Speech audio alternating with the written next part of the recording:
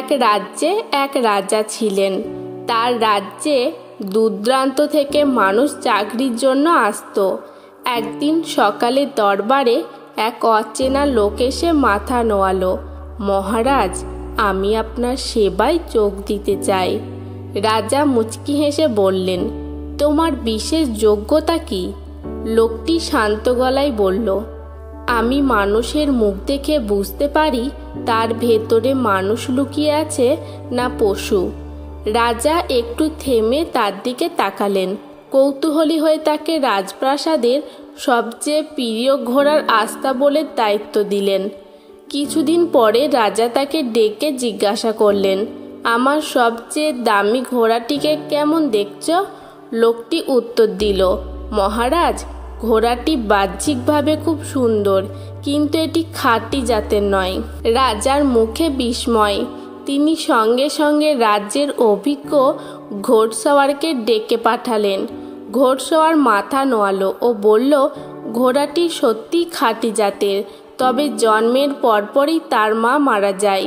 ছোটবেলায় সে গরুর দুধ খেয়ে বড় হয়েছে। রাজা তখন চাকরটিকে জিজ্ঞাসা করলেন, তুমি কিভাবে এমনটা বুঝলে? লোকটি বিনম্রভাবে বলল, মহারাজ, ঘোড়াটি যখন ঘাস খায় তখন গরুর মতো মাথা নিচু করে খায়। এটি খাঁটি জাতের ঘোড়া ঘাস মুখে নেওয়ার সময় মাথা উঁচু করে রাখে। রাজা তার প্রখর বুদ্ধিতে মুগ্ধ হয়ে প্রচুর পুরস্কার দিলেন। শস্য, ঘি, ছাগল, মুরগি সব পাঠিয়ে দিলেন তার ঘরে। তারপর রাজা বললেন, তুমি এখন রানীর প্রাসাদে কাজ করো। কয়েকদিন পরে রাজা জানতে চাইলেন, আমার রানী সম্পর্কে তোমার মত কি? লোকটি শান্তভাবে বলল, রানী খুবই মার্জিত, তার আচরণও রাজকীয়, কিন্তু তিনি জন্মসূত্রে রানী নন। রাজা আবার হতভম্ব হয়ে গেলেন। সঙ্গে সঙ্গে তিনি তার শাশুড়িকে ডাকলেন। শাশুড়ি কিছুটা ভারী গলায় বললেন, এটা সত্যি মহারাজ, আপনার জন্মের আগে আমরা আমাদের মেয়েকে হারিয়েছিলাম। তাই সম্পর্ক বাঁচাতে আমরা অন্যের এক কন্যাকে নিজের মেয়ে হিসাবে বড় করেছি। রাজা আবার চাকরটিকে জিজ্ঞাসা করলেন, তুমি এতটা কিভাবে বুঝলে?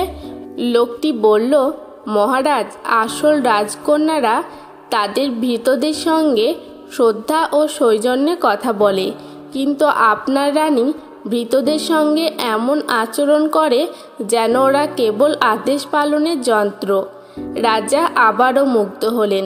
তিনি তাকে আরও প্রচুর পুরস্কার দিলেন, ভেড়া, ছাগল, শস্য, ঘি, এবং এবার তাকে নিজের দরবারে স্থায়ী চাকরিতে নিযুক্ত করলেন।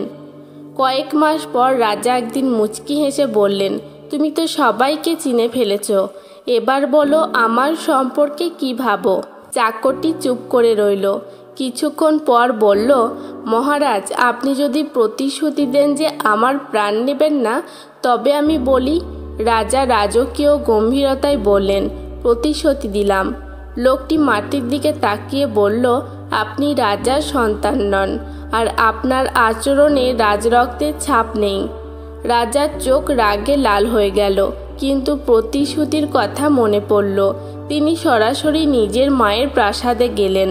রানীমা গভীর নিঃশ্বাস ফেলে বললেন, হ্যাঁ, এটাই সত্যি, আমরা সন্তানহীন ছিলাম, তাই এক রাখালের শিশুকে দত্তক নিয়েছিলাম। সেটাই তুমি। রাজা চোখ মেলে তাকিয়ে রইলেন, যেন পৃথিবীটা এক মুহূর্তে বদলে গেল।